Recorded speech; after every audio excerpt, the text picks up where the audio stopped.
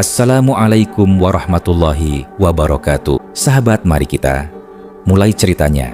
Simak baik-baik agar tidak gagal paham.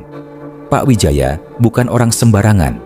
Ia tinggal di sebuah dusun terpencil di lereng Gunung Ciremai, di mana kabut turun lebih cepat dari senja dan suara jangkrik terkadang diselingi bisikan yang tak berasal dari dunia ini. Desas-desus beredar, ia adalah anak angkat dari Nyi Roro Kidul, sang ratu pantai selatan yang melegenda. Tak sedikit warga sekitar menyaksikan sosok wanita bergaun hijau datang menjelang malam Jumat Kliwon, masuk ke dalam rumah Pak Wijaya tanpa jejak kaki dan lenyap sebelum azan subuh menggema. Namun, tak ada yang berani bertanya. Sampai suatu hari, Kang Dedi Mulyadi, tokoh Sunda yang dikenal luas, diam-diam datang ke rumah Pak Wijaya membawa sebuah keris warisan leluhurnya yang dikenal bernama Kujang Karancang. "Pak, saya ingin tahu," ujar Kang Dedi dengan wajah yang tak seperti biasanya serius. "Apa benar Bapak menyimpan khodam goib? Dan apakah ia berhubungan dengan Prabu Siliwangi?" Pak Wijaya tak langsung menjawab. Ia hanya memandangi api di tungku kayu, lalu berkata lirih, "Khodam itu bukan milik siapa-siapa. Ia dititipkan, dan bukan sembarang orang bisa mengarahkannya." Kang Dedi mengeluarkan sebuah gulungan kain putih. Di dalamnya terlukis sosok macan putih berselimut kabut, matanya tajam seolah hidup.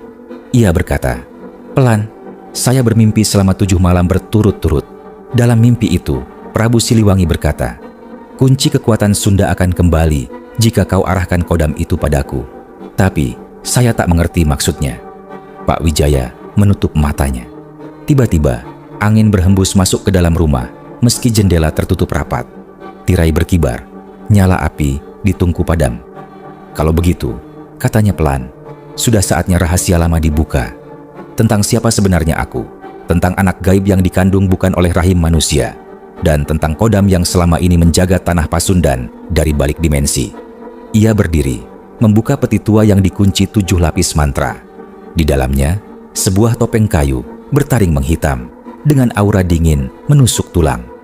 Topeng ini dulu dipakai oleh sosok yang menantang Prabu Siliwangi di akhir masa pemerintahannya. Sejak saat itu, kodam itu tak pernah punya tuan. Sampai sekarang, Kang Dedi terdiam, matanya terpaku pada topeng. Dari bayangannya sendiri, ia melihat sekelebat macan putih berdiri di belakangnya.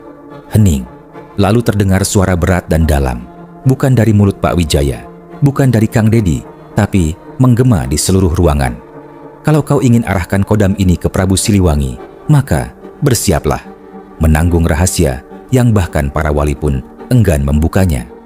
Dan tiba-tiba, suara itu kembali terdengar. Namun kali ini lebih jelas, seolah bukan hanya menggema di ruangan, tapi langsung menusuk ke dalam jiwa. Kebangkitan kekuatan lama harus ditebus dengan hilangnya tirai antara dunia manusia dan alam gaib. Kang Dedi Mulyadi merasakan tubuhnya berat, matanya berkunang-kunang, nafasnya pendek, tangan yang memegang kujang karancang bergetar hebat. Lalu, ia melihatnya. Sosok macan putih raksasa keluar dari bayangan, matanya menyala, tubuhnya diliputi kabut. Namun, yang membuat Kang Dedi benar-benar terpaku bukanlah ukurannya, melainkan mahkota di kepalanya. Tanda bahwa itu bukan sembarang macan. Pak Wijaya menunduk dalam, seperti sedang menyembah. "Itu, Prabu?" katanya dengan suara tercekat. "Beliau datang sendiri, karena kau memanggilnya." Namun Prabu Siliwangi tak berkata sepatah kata pun. Ia hanya memandangi Kang Dedi dalam-dalam, seolah menilai jiwanya. Lalu sebuah bayangan muncul di belakang Prabu. Wanita bergaun hijau, berambut panjang menjuntai ke tanah, berjalan tanpa menyentuh bumi. Tak lain adalah Nyi Roro Kidul. Nyi Roro menatap Pak Wijaya. "Saatnya kau tunjukkan siapa dirimu sebenarnya." Pak Wijaya berdiri. Dari punggungnya muncul garis cahaya kehijauan membentuk simbol segi 8. Melingkar seperti jaring, tanda lahir gaib yang hanya dimiliki oleh makhluk perantara 2 alam. "Aku bukan hanya anak angkatnya, aku titisan penjaga gerbang antara kodam dan manusia." Kang Dedi mendekat. Namun, sebelum ia bisa bicara, Prabu Siliwangi bersuara untuk pertama kalinya. Suara yang berat, lambat, namun membawa kekuatan ribuan tahun sejarah. "Kujang itu hanya akan memunculkan kekuatanku kembali jika pemegangnya bersih dari ambisi pribadi. Dan saat itu juga, tubuh Kang Dedi terangkat dari tanah. Mata putihnya menatap ke langit-langit, napasnya memburu. Bayangan-bayangan dari masa lalu menari di sekelilingnya. Pasukan kerajaan Pajajaran, para pendeta, macan-macan gaib, dan sosok berwajahnya sendiri yang sedang duduk di singgasana emas. Pak Wijaya berteriak, "Jangan kau teruskan kalau belum siap jadi wasilah kebangkitan kekuatan Sunda sejati. Kodam ini tidak bisa ditarik kembali kalau sudah melekat." Namun, Kang Dedi tak menjawab. Ia malah menyebut sebuah nama, Kian Santang. Ruangan tiba-tiba gelap. Api yang padam sejak tadi kini menyala sendiri. Tapi bukan warna merah biasa, nyala biru, kehijauan menyilaukan. Dari dalam api muncul satu bayangan lagi. Seorang pemuda berjubah putih, matanya tajam seperti elang. Tangannya memegang tongkat bertatah batu delima. Pak Wijaya memucat. Mustahil, itu putra dari Prabu Siliwangi sendiri. Tapi kenapa muncul sekarang? Nyi Roro Kidul berbisik, karena arah kodam itu tak bisa ditentukan oleh manusia biasa. Dan kau, Kang Dedi, telah membuka jalur waktu yang tertutup selama ratusan tahun.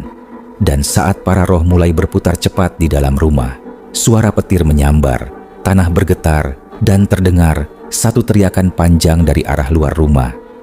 "Ampun Gusti Prabu, aku tak siap menerima semuanya." Suara petir mereda perlahan. Asap biru kehijauan menipis, memperlihatkan sosok Kang Dedi yang kini berlutut. Keringat membanjiri wajahnya, namun mata itu tak lagi sama. Kini, matanya menyimpan keteduhan dan ketajaman sekaligus. Pandangan seorang yang telah menyaksikan sesuatu jauh di luar batas manusia biasa. Di depannya, Prabu Siliwangi mendekat. Suaranya menggetarkan jiwa. "Dedi, ketahuilah, kodam bukan untuk kejayaan pribadi. Ini adalah amanah untuk menyatukan kembali semangat tanah Sunda, kasih pada alam, hormat pada leluhur, dan cinta pada rakyat." Kang Dedi menunduk dalam. "Ampun, Gusti Prabu, aku selama ini terlalu sibuk membangun luar, namun lupa membangun yang dalam." Lalu Prabu mengangkat tangannya. Dari telapak tangannya muncul cahaya kuning keemasan. Lalu cahaya itu menyentuh dada Kang Dedi. Seketika itu pula, semua suara hilang. Waktu seolah berhenti. Dalam kesunyian itu, Kang Dedi dibawa melihat kehidupan rakyat kecil. Petani yang menahan lapar demi anaknya anak sekolah yang berjalan kaki berkilo-kilo. Ibu-ibu yang berjuang menjaga warisan budaya lewat tarian dan doa. Ia menangis, bukan karena takut, tapi karena sadar. Aku dilahirkan bukan untuk disembah, tapi untuk mengabdi. Lalu suara lembut terdengar, suara wanita. "Nyi Roro Kidul, kalau kau benar-benar mencintai rakyatmu, maka jadilah jembatan. Tak usah mengejar singgasana, kejarlah kesejahteraan." Pak Wijaya tersenyum pelan. "Sekarang kau telah melewati ujian pertama, kesadaran. Selanjutnya adalah pengorbanan." Tiba-tiba, topeng kayu hitam yang sejak tadi terdiam, retak, lalu meledak menjadi abu. Dari dalamnya muncul manik kristal merah berbentuk hati, berdenyut seperti hidup. "Itu jantung kodam," kata Pak Wijaya. "Ia tak akan patuh pada siapapun, kecuali pada orang yang benar-benar tulus melayani rakyat." Kang Dedi menerima kristal itu dan meletakkannya di tengah kujang karancang. Seketika, kujang itu menyala lembut, bukan seperti senjata, tapi seperti pelita. Lalu, Prabu Siliwangi pun memudar bersama sang macan putih. Tapi sebelum lenyap, ia berkata, "Bangunkan kembali kekuatan Sunda, bukan dengan perang, tapi dengan kasih, ilmu, dan keteladanan. Jadilah pemimpin yang tak hanya dilihat, tapi dirasakan hadirnya." Rumah Pak Wijaya kembali seperti semula. Sunyi, hanya suara ayam dan angin yang terdengar. Keesokan harinya, Kang Dedi pulang. Tapi ia bukan lagi tokoh yang sama. Ia membangun sekolah berbasis budaya, memajukan desa dengan program mandiri rakyat, dan lebih banyak mendengar daripada berbicara. Dan anehnya, setiap malam Jumat, banyak warga desa mengaku melihat macan putih duduk di depan pendopo desa, seolah sedang menjaga. Mereka tahu, Kang Dedi sekarang bukan hanya pemimpin, ia adalah wasilah, jembatan antara dunia nyata dan amanah leluhur. Hari-hari berlalu, namun aura Kang Dedi semakin berubah. Kini, setiap kali ia datang ke desa-desa terpencil, warga bukan hanya melihat pejabat, mereka merasa kehadiran seorang ayah, saudara, bahkan pemimpin spiritual. Ia tak lagi bicara dari panggung tinggi, tapi duduk di tikar bersama rakyat, mendengar, menyentuh, menguatkan. Pak Wijaya yang memilih tinggal di pegunungan kembali berkata dalam doanya, dia sudah berjalan di jalan yang benar, tapi jalan kebenaran itu sepi, sunyi, dan penuh duri. Maka siapapun yang mencintainya, jagalah dia. Sebab sejak kodam itu melekat, Kang Dedi bukan hanya pemimpin manusia biasa. Ia membawa getar tanah, suara leluhur, dan warisan Prabu Siliwangi yang belum selesai. Satu malam, seorang pemuda datang menemui Pak Wijaya, bertanya, "Apa benar Kang Dedi sekarang dijaga oleh Kodam Prabu?" Pak Wijaya tersenyum. Kodam itu tak menjaganya, tapi menyertai perjuangannya. Yang bisa benar-benar menjaga Kang Dedi adalah kalian, rakyatnya sendiri. Lalu ia menatap bintang. Pesan untuk masyarakat. Wahai rakyat Sunda, wahai masyarakat Indonesia, jika kau punya pemimpin yang berjalan dengan hati, yang memilih bersama rakyat saat orang lain mengejar kuasa, maka jangan biarkan dia berjuang sendirian. Bantu dia dengan doa, dengan dukungan, dengan keberanian menjaga kebenaran. Karena satu pemimpin tak akan kuat tanpa rakyat yang mencintainya. Jaga baik-baik Kang Dedi Mulyadi. Ia bukan hanya tokoh politik. Ia adalah penjaga nilai leluhur, warisan kebaikan yang tak boleh padam. Dan malam itu, angin di pegunungan kembali berembus pelan. Dari kejauhan, suara harimau putih terdengar sekali, lalu hilang dalam kabut. Tapi rakyat tahu, selama masih ada cinta dan pengabdian, roh Prabu Siliwangi belum pernah benar-benar pergi. Setelah peristiwa itu, Kang Dedi Mulyadi tak lagi memikirkan gelar atau kekuasaan. Ia sadar, kekuatan sejati bukan di tangan, tapi di hati yang tulus mencintai rakyat. Ia mulai menanam pohon di desa-desa, membangun tempat belajar warisan leluhur, dan menghidupkan kembali nilai-nilai spiritual Sunda. Ngamumule budaya, Nyunda, Nyantri, Jong, Nyantika. Namun, sebagaimana pesan Pak Wijaya, semakin tinggi cahaya, semakin kuat bayangan kegelapan. Ada kekuatan-kekuatan gelap yang iri, yang ingin memanfaatkan Kodam demi ambisi kekuasaan. Dan karena itu, rakyatlah yang kini menjadi benteng, bukan dengan senjata, tapi dengan doa, kesadaran, dan dukungan moral. Pesan moral untuk pemirsa. Wahai sahabat Ruang Misteri, kisah ini bukan sekadar cerita fiksi atau legenda. Ini adalah cerminan zaman. Di tengah dunia yang sibuk dengan ego dan kekuasaan, kita butuh pemimpin yang dirasuki cahaya kebaikan, bukan oleh nafsu kekuasaan, tapi oleh semangat leluhur dan cinta rakyat.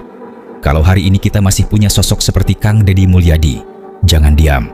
Jangan biarkan dia berjalan sendiri. Suaramu di komentar bisa jadi doa. Share-mu bisa jadi langkah kebaikan.